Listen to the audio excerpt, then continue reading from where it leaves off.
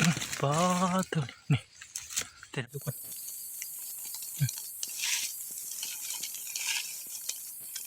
หอมทุกคนเลย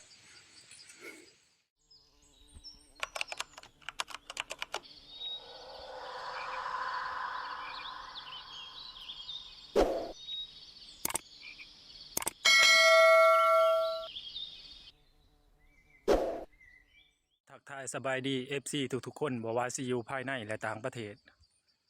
ตอนนี้อยู่กับ2 บ่าวสำรองบานป่าเนาะบ่าวสำรองว่าซี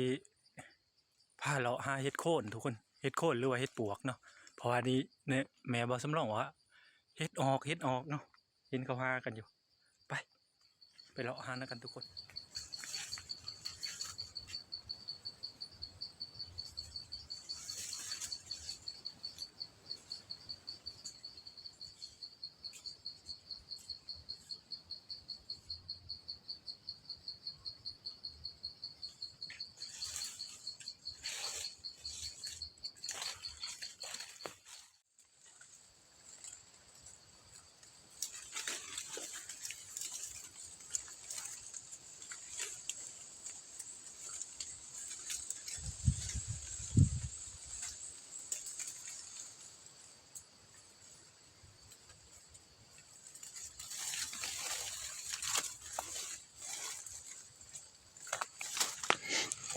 มาวันนี้ได้กินหอมทุกคนเลยกินหอมนี้กินสไตล์แบบเดียวกับเห็ดโคนเลยเนาะ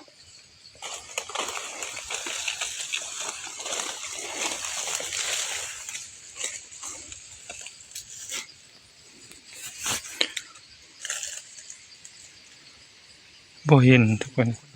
เฉพาะผลสำรองจะว่าหอมเนาะเพิ่นเน่าเลยทุกคนเลยนี่อุ้ยหอมคักเน่าซ้ำเนาะนี่ตัวนี้ยังดีอยู่นี่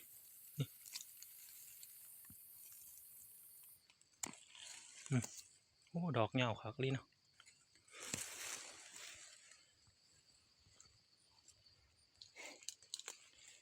โอ้นี่แหละทุกคนนี่ป้า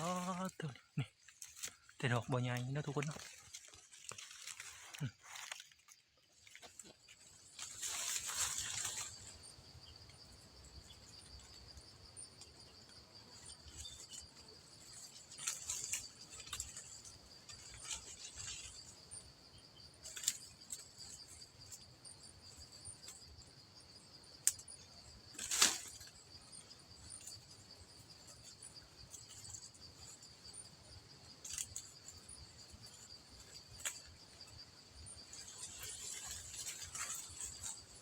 เน่ามองน้ำเลยก็มีทุกคนเลย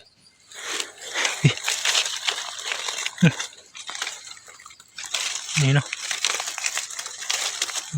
แล้วแต่เน่าน้ำ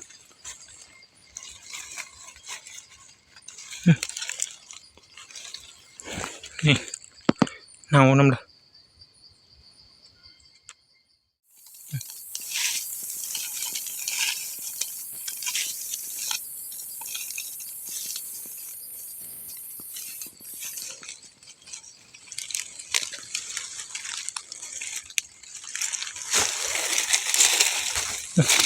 แล้วแต่เน่าน้ำเนาะนี่ทุกคนแล้วแต่เพิ่นอยากเน่ามาทุกคนเลย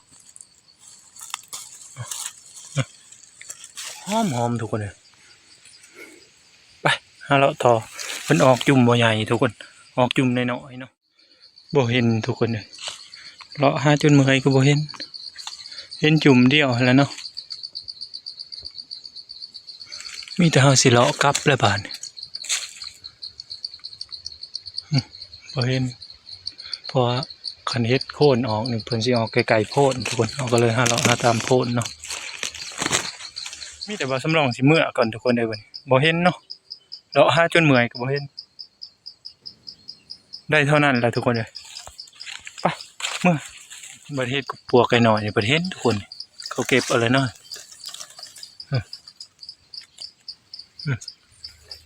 คุณเลยเนาะพูดลายไปหมดละเขาเก็บเอาน้ำเลยมาหัวเถื่อนพอดีหมุนมาทุกคนเลยโอ้โหนี่หมุนมาเลยฮะ อะโกยกินกระแทบบ่เป็นแล้วเนาะสำหรับคลิปนี้บ่สำรองก็สิขอจบไว้เพียงเท่านี้เลยเนาะขอขอบใจ FC ทุกๆคนที่เข้ามารับชมคลิปบ่าวสำรองขอขอบใจ